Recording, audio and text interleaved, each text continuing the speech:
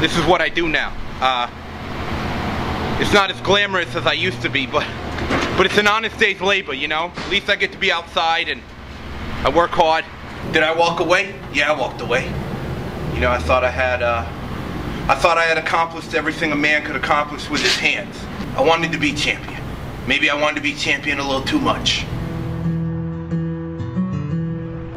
The slap game started pretty simple. In Catholic school, you'd move your hands real quick, see? Like that, to get out of the way of the ruler. Kids started taking that to the playground and started settling personal debts. I mean, it just evolved. We just started playing every day, and it just stayed with us. It wasn't a childhood game.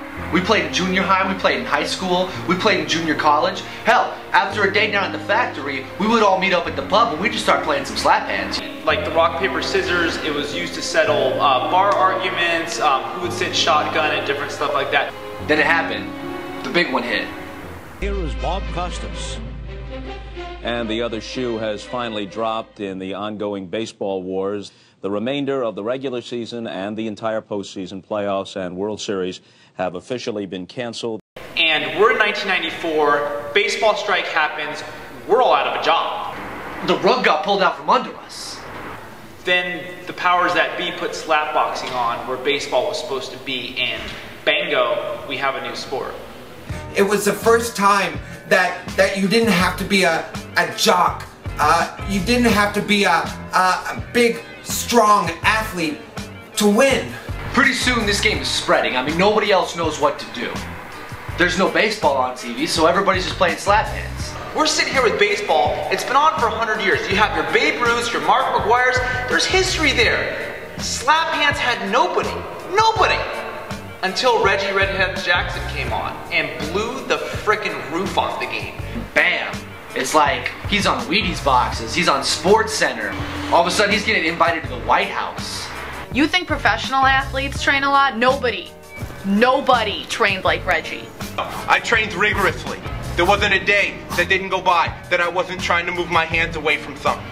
I mean, people thought Reggie was, you know, the second coming. He was this messiah for us. He was this God that was coming down and making us important, changing the way that sports felt, changing the demographic. There wasn't a day that didn't go by that I wasn't thinking about new ways to evolve the game. I remember the flinch. Reggie invented the flinch. You know what I mean? It's when you try and psych somebody out and then they move back. And if they do that, you get a free hit. You would flinch, and that's the thing about Reggie. He wouldn't take the free slap. He'd say, put it on my tab. This is more than a game. This is what I was born to do. I had that moment. And then, it took off. Even in slow motion, he was faster than everyone else. Challenge him. I make it known to the world at this moment, I challenge the Red Hand. Come to me. Face me, Red Hand, huh? Out of nowhere, the Italian champion started running his mouth, started challenging me, saying that America didn't know how to play this game. It is a poem, what we call the game. We invented this game in ancient Rome, years ago, centuries ago. And what this man, the dealer, he has done to the game is deplorable. You know, here comes this European player talking how this is, you know, an art form. Yeah?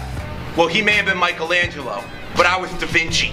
Being up to the finals with limp wrist, you know, Reggie was different. I didn't think he was ready for it. Nobody thought he was ready for it.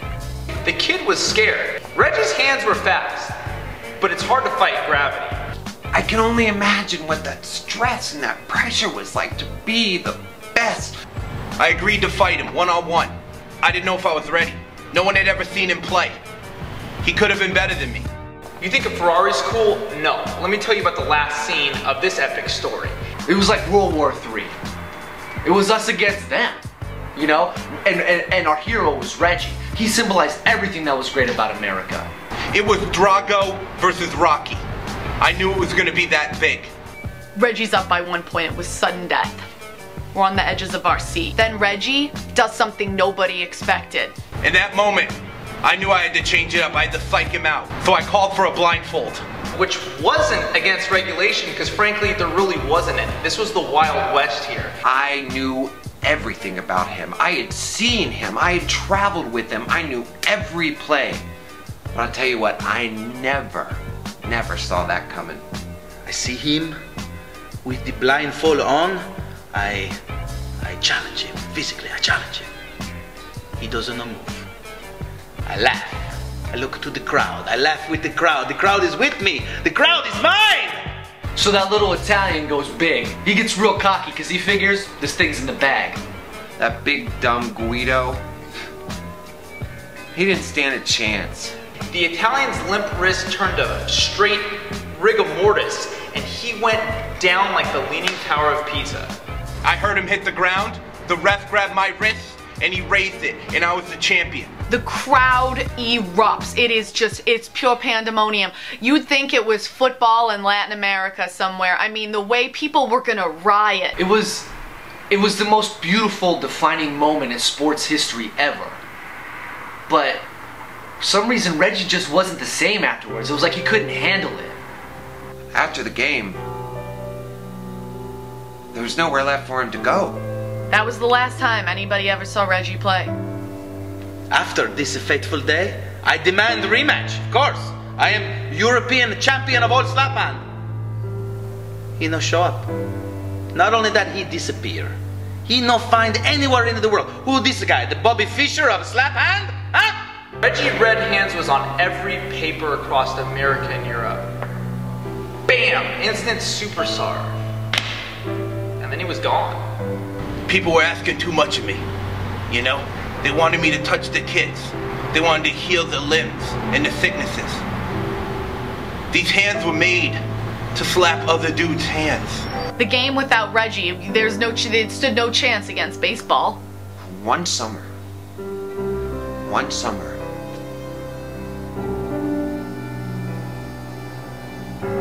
we lived the dream. But as far as I'm concerned, in my 30 years in broadcast, I have never seen something like that, and I don't think we ever will.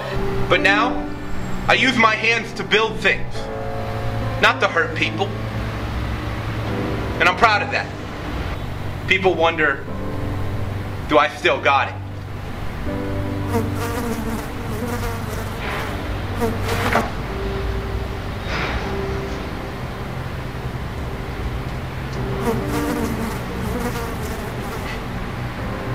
What do you think?